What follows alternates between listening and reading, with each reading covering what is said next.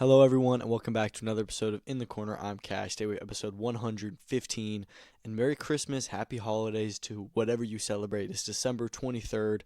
So, we're going to do an episode today, and then we'll do another episode Friday where we will preview Naoya Inoue, David Picasso. We'll probably do another episode a day or two after that. We're going to talk about that and whatever happens. And then December 31st is what I'm thinking, or maybe a day before then. We're going to try and do our end of the year episode where we'll talk about everything that happened this year. I think I'm going to try and do my own awards. You know how everyone likes to do their top candidates for this. I'm probably just going to have my number one for best fight of the year, fighter of the year, KO of the year, whatever. We're going to do all that. So about 4 episodes left to close out the year, maybe 3. We'll see how the cookie crumbles. But we got some stuff to talk about. We did do a small episode on Saturday where we broke down Jake Paul, Anthony Joshua, but there was a lot of other fights that happened on Saturday and Sunday we got to talk about with some other breaking news to get over. But going off that Jake Paul, Anthony Joshua mega fight we had on Friday, let's just do a little bit of updates. Today we found out that the event did 33 million live plus one viewers. That is still a very, very strong number. That makes it the third most watched boxing event, not only the past 2 years, on Netflix, but also third most watched probably of the century since, the days of Ollie Frazier, and everything was just on, satellite TV and anybody could watch it. This is a huge, huge number. It is definitely a bit underwhelming. I thought going into this that they had probably done around 50 million. I thought that this was going to clear Canelo versus Crawford. I at least thought that Jake Paul Tank Davis was going to. Granted, this fight was done on just about a month's worth of promotion, maybe even a little bit less. They did just kind of have to do it kind of a bit of a last-minute event. And, to be fair, Anthony Joshua is a huge name in the UK. This event was on in the middle of the night of the UK. And then in America, he's famous among boxing fans, but not necessarily well known to the casual public at all. So this makes a little bit more sense. Tank is definitely a bigger name over here where the fight was actually in the time zone. I think Jake Paul Tank Davis would have done bigger numbers realistically, but this is still very, very successful. But they were not the most watched fight of the year. That was Canelo versus Crawford, which probably deserves it more than Jake Paul AJ does. But still a huge success. 15 million people got to watch Alicia Baumgardner fight Layla Budwan. Of course, nowhere near as good of a fight as Katie Taylor-Amanda Serrano 2 was when that got way more viewership as the co-main before the big Jake Paul fight. So, and that was not as great a showcase of women's boxing. It was a little bit long, but still great viewership. We also know that Jake Paul successfully underwent jaw surgery night of the fight. He's all good. But he's got like 2 plates in his mouth. Some people are saying, I wonder if he can fight again. With that, we're just going to have to see. I mean, I hear him talk. He sounds rough. I do think he will make a full recovery and be able to fight. It is crazy. AJ literally broke his jaw. I mean, I think Jake's going to be out for probably the better part of a year. They initially said June or July time. It wouldn't surprise me if he doesn't make a comeback until more like September. Maybe even October. I have no idea what the timeline would be on his recovery, but I know Jake. I know that he's going to want to keep on fighting. Some people are saying like, oh, is he going to stop fighting? He's not going to stop fighting. So we will see him return. So we're just going to have to see when that is, what his timetable is. But yeah, huge, huge event. AJ star power grew a ton, and that's going to set up a very big 2026 for him when he hopefully fights Tyson Fury. Okay, let's talk about what happened this weekend, and we're going to start with what may not be the biggest topic amongst the purist boxing and MMA fans, but it is still a big topic, and that is Andrew Tate and Misfits Mania. Misfits Mania, their big end of the year card that they have done really the past 3 years. They had the Prime card, then the Super card in Qatar last year. Now it's the Misfits Mania in Dubai. And I thought overall it was a pretty solid event. A lot of decisions, but some really good fights, some great fights actually. And I feel like we had the good endings. Andrew Tate lost. This was a huge upset. Chase DeMoor, we know he's the Misfits heavyweight champion, but he really sucks. He's not a good fighter. His chin is always up in the air. He punches like a girl. You've seen the highlights. He's gotten a lot better, don't get me wrong, and he's beaten up a lot of Mexican pro journeymen, so he's actually got a decent record now. He's on like an 11-fight win streak, which is ridiculous. I mean, he hasn't fought anyone good, but still. He's gotten a lot better, but coming in here against Andrew Tate, who's, former kickboxing top guy, we really thought And granted, Tate is old. He hasn't fought professionally in years. I think almost like 10 years. So we knew he was not going to look fantastic or anything, but I thought he was probably going to stop Chase DeMoor just because of the general skill and experience gap between the two. That was not the case. I thought that Andrew Tate looked horrible. He won the first 2 rounds. I do think that he did that, and I think that he was better, but it was just the gas tank. And I don't know if that's poor preparation. I don't know if that's because he's almost 40, but he really just had no cardio. Similar to Jake Paul, honestly. Everyone's happy because they both lost, but neither of them had good gas tanks at all. But Tate, much easier fight. I think Jake Paul would have knocked out Chase DeMoor. That was not the case with Andrew Tate. He was fighting a much easier opponent and just looked terrible. I mean, he looked okay for the first 2 rounds. Even then, I was like, dude, like, why does he have his chin in there?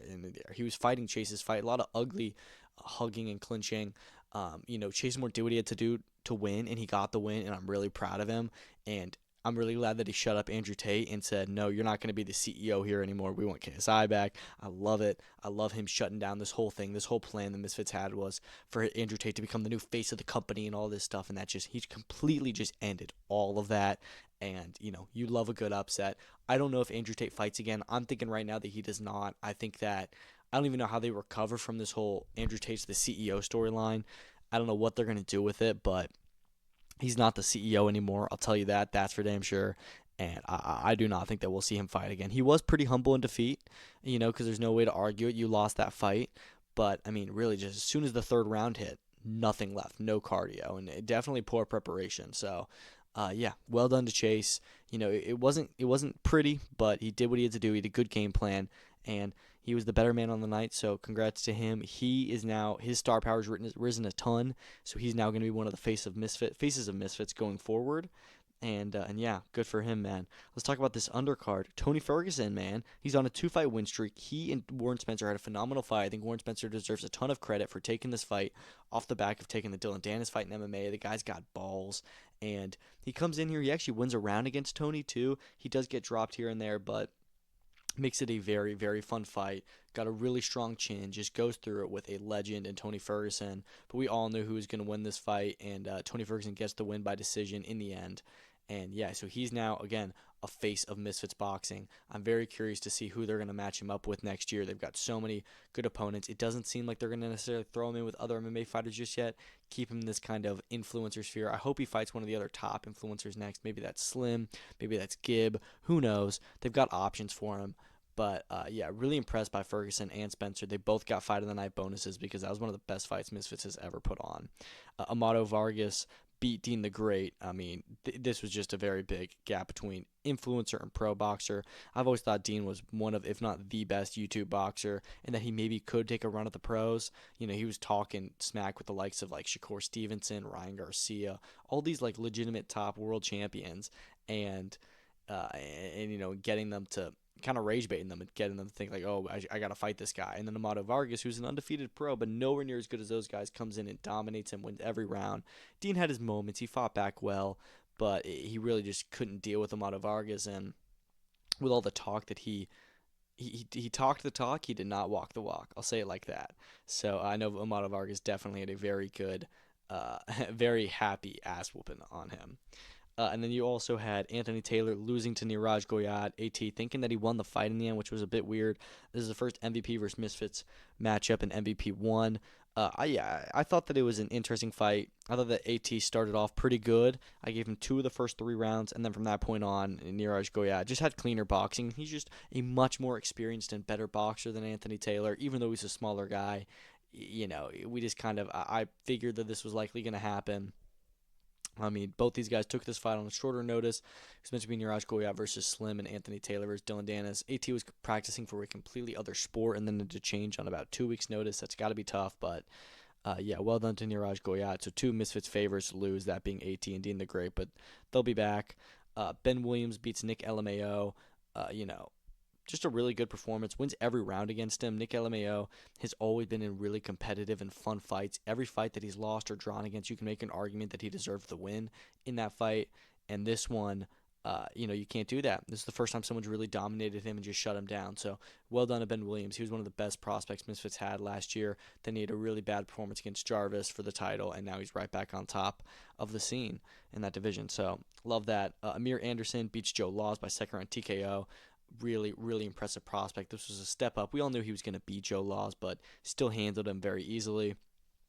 David Lopez as well, Dynamite, stops his opponent Luis Garcia in the second round. So the two MF Pro guys they had on this card really, really impressed and had awesome performances. So really impressed by both those guys, and hope Misfits can move them well next year. They could both end up in 10 rounders by the end of the year, depending on how MF Pro shakes out. But I mean, Amir Anderson's, he's 6-0 now, all 6 knockouts. He's ready for the next level up, looking really, really good. And then the women's title fights: Pearl Gonzalez beating Ty Emery by decision. I thought that she was really impressive. She finally gets to win a world title, even if it's a Misfits world title. But she talked about how she promised her dad before he passed away that she would win a world title. So I love that. And you said Carla Jade holding on to her Misfits title just barely with I think it was a split decision win over Taylor Starling, which was a very close fight. Taylor Starling, obviously a BKFC vet, brought the fight and made it competitive. I thought that Starling won the first 2 rounds, and then Jade took the last 3. That third round really being the deciding one. It was very close, but good card overall. 9 very well matched and competitive fights, and I love this. I hope that Misfits can just have a more active year in 2026. They had 5 events this year. Give me maybe 6. And have them all be bigger events, and I'm down, because I think that they're really carving out a good product. Okay, let's talk about some real boxing. Callum Simpson getting knocked out by Troy Williamson in the 10th round. Who saw this coming? Nobody. That's who. Nobody saw this coming. I mean, honestly, from the get-go, Troy Williamson competitive in this fight. The first 5 rounds, I had him up. I had him up in the fight. Then I thought Callum Simpson came into it a little bit more, and then round 9, a little bit more for Troy Williamson, and then 10. Knocks him down, I think, 3 times. We know that Callum Simpson can get dropped. We know that Troy Williamson carries the power late, so this is not a totally unpredictable outcome, but he's just kind of out of nowhere. I mean, Simpson was a huge favorite coming into this. He wins this fight. We were going to push him towards world level. Williamson, always a guy who's just been kind of stuck at British level, and it's just honestly crazy. I saw somebody point out that Simpson's his biggest strength was his ability to come down to 168. He's a huge super middleweight, and that could have also played against him in dropping all that weight and coming in here with guys like Williamson who make the weight so comfortably. I mean, Williamson used to be a 154 pounder. Now he's at 168. This is his ideal weight. This is walk around weight, probably close to it. Simpson cutting down for probably like 185, 190 to get down here. So that could have played against him. I definitely think that he should make the move up to 175 next. I think that Simpson versus Mark Jeffers is a fight that makes a lot of sense. They were talking about doing that one. They both lost this year. They're both at light heavyweight now. That is the fight to make, in my opinion. Why not? Simpson definitely beats him. Jeffers on a 2-fight losing streak now, so I think that Simpson can get a win on over him in an easier comeback fight. As for Williamson, he's got a lot of opportunities, a lot of options. We'll see what they end up doing with him. He's now the British and Commonwealth and European super middleweight champion. So I really don't even know what Matchroom does with him. He's a Matchroom fighter. Maybe they pump him up to 175, give him to Ben Whitaker. I have no idea. But a lot of options on him. Co-main event there, Elliot Whale got a stoppage win in the 6th round against Ashley Ailes. Of course, he was meant to fight Blair Cobbs. Ailes steps in on short notice from the undercard. We expected Whale to get this win, but did it inside the distance, which is always impressive. And again, he's a welterweight that the British welterweight title just went vacant. A lot of new names can jump up and try and fight for that, and he's one of them. So good win there. Let's talk about that British 175 scene a little bit more, because there was the debut Matchroom event in Africa. It was in Ghana as Craig Richards knocks out Dan Aziz in the 12th and final round. That was incredible.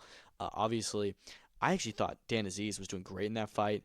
At the end of the 7th round, I had him winning 5 of those rounds. I had him up 5-2 after 7. I thought that he had a great start to this fight, and Craig Richards could just not get anything going.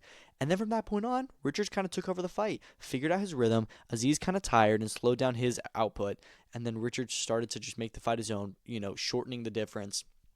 Going into the 12th round, I did have him up 6 rounds to 5. So, it was going to be a Richards victory, most likely. But to close it like that with a knockout like that, Dan Aziz, never been knocked out.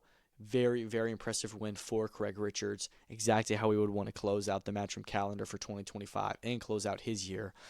Going into 2025 or going into 2026, we thought the winner of this was going to get Ben Whitaker, and now seems like people are saying that Dan Aziz should be fighting Ben Whitaker. I do think that could be more likely. That Matchroom is going to want to move him a bit slower, give him the loser of this fight. I would like to see Richards versus Whitaker. If not that, give me Aziz Whitaker, fine, and then give me Richards have Richards fight somebody like Liam Cameron. That's an option. He's also an option for Callum Simpson. You could fight, or you could have Craig Richards fight somebody like Zach Parker. I actually think that's a great matchup right now. If they can do a Matchroom versus Queensberry fight, who knows? Lots of options in that British domestic light heavyweight scene. It's great. And yeah, great main event for Ghana. On the undercard, you had big wins for some Matchroom prospects like Leo Atang and Nishant Dev, both getting stoppages. And then some good African fighters. I mean, Theo Alati, he got a unanimous decision win over J.R. Rakinel in a 12-round super flyweight fight. That is going to be important for those rankings. I was really impressed by Alati. I thought that he boxed great. You had Ibrahima Diallo get a very dominant decision win over Samson Segbedzi. And then co-main event with Jonathan Tate getting a close unanimous decision win against Freezy Mac Bones. Mac Bones I think he was from Ghana. I don't know if they were both from Ghana, but they both had really high knockout percentages. It ended up being a really close fight to score. Some of the scoring was not close, which I thought was odd and not right, but I do think that Tate definitely deserved the win. It was close, but I did have him narrowly winning, and yeah, I enjoyed it. There was a bite in that fight as well. There was a lot of animosity leading into it, and I believe it was the 6th round? Yeah, no, it was in the 8th round actually. The final round, Mac Bones bites Tate on the shoulder a little bit, so some shades of Mike Tyson, Evander Holyfield in there, and loses a point for it. Really, really odd occurrence. I don't know why you would do that, and that fight essentially kind of lost it for him. I had it 76-75, so without that, he gets a draw. But weird fight, good co-main event. That wasn't even the only African boxing event this weekend. We had Lawrence Okolie versus Ebenezer Tate, which huge mismatch. Okolie blows him out in 2 rounds. Tate doesn't even make the stool for this 3rd round, which was a good idea. Okolie is massive. He's over 270 pounds now. I don't understand how a year and a half ago this guy was fighting at 200 in the cruiserweight limit. It absolutely blows my mind. Or actually 2.5 years ago, I guess. But anyways, it's ridiculous how much weight he's put on. I think he's put on too much weight. He looks fat. Like, I don't want to be like a jerk, but like, dude, he looks way too big. I think that he needs to be coming down and fighting more like 250, 245. There's no reason why he needs to be that huge. I mean, he was bigger than Tate, which I wasn't expecting because Tate is also a huge guy, but I don't know. He has a lot of options. He talked about wanting to fight Moses Atama. That was a fight that was ordered, of course. I doubt that Queensberry does it. I would like to see it, but I doubt it happens. He could get a fight with Ajit Kabayel, or he could stay around this level and fight somebody else in a meh fight. Richard Riakporhe, for example, who is decent, but Okolie beats him. Tony Yoka got a 1st-round knockout over Patrick Corte. Yeah, again, another big mismatch. Tony Yoka could have some big fights next year. He calls out Joe Joyce, a fight that I wouldn't hate as a retirement fight for Joe Joyce, but I'd also be fine without it. Yoka could, fight some guys who have been winning more recently, or at least been in more competitive fights. I would like to see David Adelaide. I saw somebody point that out. I think Yoka beats Adelaide, but it'd be a fun fight. Why not?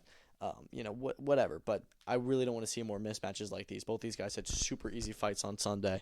Although, good weekend for African boxing. Haven't had a lot of boxing events over there, and 2 pretty decent ones in the last weekend, so that's good. Hopefully more promotions go there in 2026 and we get bigger events and bigger fights.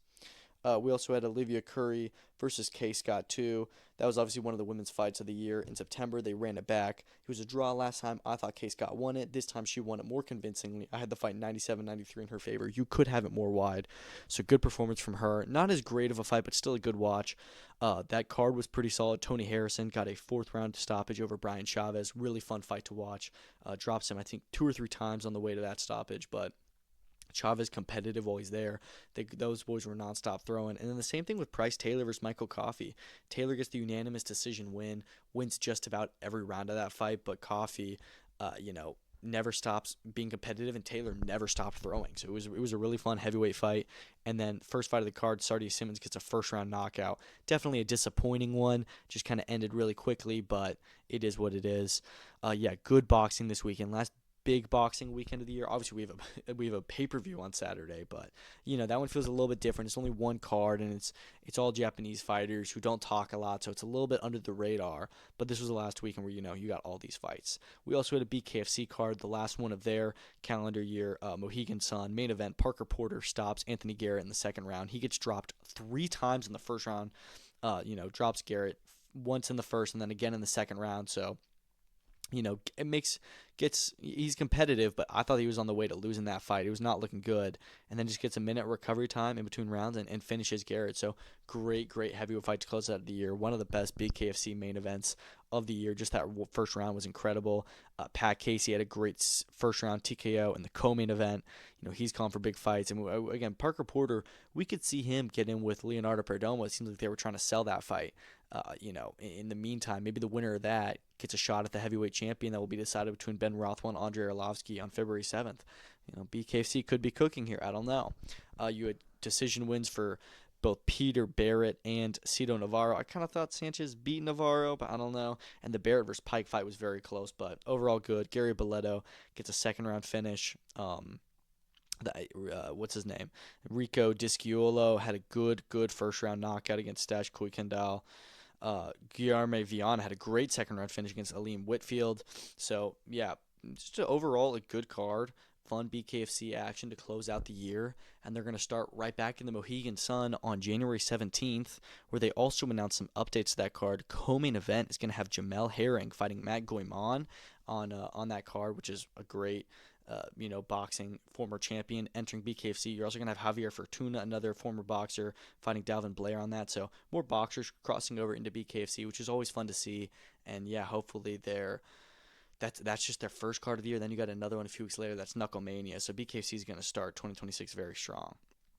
Okay, let's talk about some other news we've had. Apparently, Naoya Inoue-Junto Nakatani is set for May 3rd. This is what we're hearing. But both, of course, have to win their fights on Saturday before we get an official announcement. I mean, it's no secret that this fight is being discussed. It's no secret that it's even agreed. We've heard May was going to be the date. They're both saying, our next fight in May, the big one. So it's not surprising me at all. They're doing the same thing they were trying to do with Joshua and Wilder. I really hope that everything goes to plan and they both finish their guys. But if they do, I'm fully expecting on Saturday, after Inoue beats Picasso and Nakatani beats Hernandez, for them to get in the ring and face off, and then to announce this fight officially for May 3rd. That is a Sunday. That's the day after the Cinco de Mayo card that Turki Al-Sheikh is seemingly planning for Zurdo versus Benavidez, and then the winner of Ryan Garcia, Mario Barrios, to face Conor Benn. And lots of other fights are likely going to end up on that card. But we could have another May doubleheader like he did last year. I mean, if you remember, this year, he had Ryan Garcia and Rolly Romero in Times Square, and then he also had Canelo Alvarez fighting William Skull in Saudi Arabia. We could be doing the same thing. Obviously, Inoue versus Nakatani is going to be at the Tokyo Dome, has to be in that huge stadium, and have the two biggest and best Japanese fighters right now, maybe ever, throwing down. But yeah, May 3rd looks like it's the date. We'll see if everything goes to plan. But yeah, would really love to see that one come to fruition. The WBO have also ordered officially Hamzah Sheeraz versus Diego Pacheco for the vacant title. So Terrence Crawford has now officially vacated both WBO and IBF. WBC he was stripped of, and then WBA, it's not clear. He has not yet officially vacated it. I'm sure they'll say that he has in due time, and Jose Armando Resendiz will be upgraded to full champion. But yeah, I think that this is a great move. I think that we know that Sheeraz and Pacheco are apparently, that's the plan that Turkey wants to do on his February card. He wants to have those two fight. And now knowing that these two have been ordered for a world title, it just makes it all the more likely that's going to happen. It seems like Eddie's down for it. He posted something about it. So it seems like he's actually, not going to duck the fight. He's going to want to take it, which, I mean, I don't know if he wants to take it for February because Pacheco just had a tough 12-round fight in December. That's an 9-week turnaround for him to then go into a world title fight against Hamzah Sheeraz. I would want to take a little bit more time. I do think Sheeraz beats Pacheco, and Sheeraz has been ordered for vacant title fights against Mbili for the WBC and Pacheco for the WBO. I certainly think he's going to take this one, and I don't blame him. It is by far the easier fight. It's a more winnable fight, and I'd rather see him honestly fight Pacheco just because I want to see both Sheeraz and Mbili get world titles before they go and fight. So that's what I think. Hopefully it happens. We'll just have to see. UFC announced the first official undercard fights for 326 on March 7th. It's official. Kyle Barajo versus Renato Ritter. That could be your co-main event. Obviously, a huge middleweight fight. Top like 6 guys, maybe. I'm not sure. It's a really good matchup. It's an interesting one. Winner stays, in that top upper echelon of the division. Loser, you get shit out towards the bottom of the top 10. You're going to have to work your way back up, but it's a good matchup. You also have Paulo Costa versus Bruno Ferreira. That's another top 15 middleweight fight that's being on this card. Ferreira obviously coming off a good win on he fought Marvin Vettori. Now you're getting shot against Paulo Costa. He could, take his spot in that higher up in the ranking. Renato Moicano is going to rematch Brian Ortega. Ortega making the move up to lightweight finally. So that's an okay fight. Moicano is on a 2-fight losing streak, so I'm not overly mad at it. But, we'll see what happens there. And then Cody Garbrandt is going to be back. He's going to be fighting Xiao Long. So that's a pretty fun fight. So 5 fights in total on that card. Obviously, Max and Charles are main eventing. We'll see what else they add on to it. I still think it's missing some big fights. But overall, solid so far. Another undercard. This is just rumored, but this is the Barrios Garcia undercard for February 21st. Has been rumored, which hasn't been announced yet, but we pretty much know it's happening. That undercard is seemingly going to be Gary Antoine Russell fighting Andy Hiraoka, which we meant to see in November, so glad to see that fight's getting thrown back on. It's a pretty good matchup. I love it. Jose Armando Resendiz fighting Edgar Berlanga. I don't love Berlanga getting the shot at Resendiz, especially now that we know that Resendiz is going to be upgraded to full champion. Berlanga does not deserve a world title shot off of losing Hamzah Sheeraz in the slightest. I really hope that he doesn't get this fight against Resendiz just because he doesn't deserve that shot. But we'll see. I think it's a decent matchup, but Resendiz definitely beats Berlanga. And then apparently Lester Martinez could get a slot on that card. So looking like it's going to be a mainly PBC undercard. We don't know if it's a Turkey one or if it's just PBC. Obviously, Mario Barrios, Gary Antoine Russell, Resendiz, I think, are all PBC guys. Lester Martinez is with ProBox. Edgar Berlanga is a free agent. Andy Hiraoka is, I think he may be with Ohashi, maybe, but he's not with a major U.S. or U.K. promoter. And then Ryan Garcia is obviously with Golden Boy. So maybe this is a Turkey card with all these different fighters on it, but it seems like it's just going to be a PBC one. But we'll just have to see if it's even happening on that day because it's still not been announced, but I think it will soon enough. Adam Azim versus Gustavo Lemos was officially announced for January 31st in London. I don't hate the matchmaking. I think it's pretty solid. Lemos did get knocked out in the second round versus Keyshawn after missing weight by a hefty bit. But right before that, he went the distance with Richardson Hitchens, and a lot of people think he beat him in that fight. So Adam Azim, at a level where I think Richardson Hitchens was when he fought Lemos, Azim wins this. It's going to be a good name on his record. Again, it's another fight that Azim is fighting someone outside of the top 15 where they've got a good name. They've got a good possible challenge to him, but I think we're just going to see him dominate. Once he wins this, which I have a pretty good confidence he does, I really, really need to see him fight one of the top guys, like get into a legit 50-50 fight.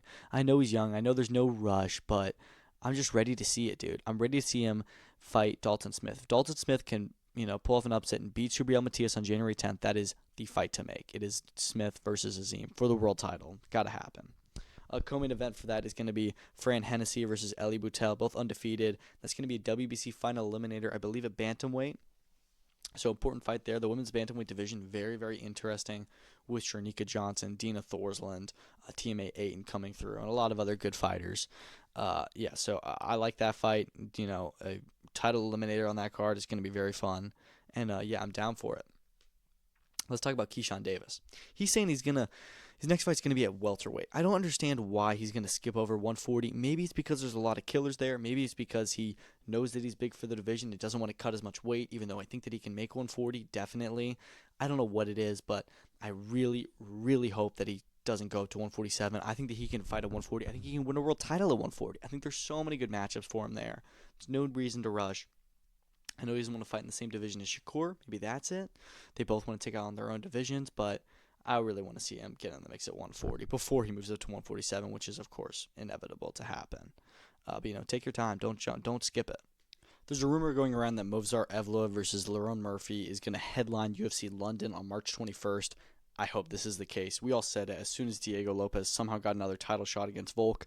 The fight needs to be Movsar versus Lerone. They both got skipped over. in the meantime, while they're both waiting, have them fight each other and decide who is the true featherweight number one contender. It just makes all the sense in the world for those two guys to fight, and I think having it headline a fight night, especially in London with Ron Murphy, I think that's the perfect time to do that fight. I think we add so much stakes to it and make it one of the biggest fight nights of the year, knowing it's a title eliminator. Yeah, absolutely do that. I hope this is true. I hope this ends up coming to fruition. Yeah, very important fight for the featherweight division. Speaking of UFC, Derek Lewis says that he was offered Rico Verhoeven, but Rico turned it down.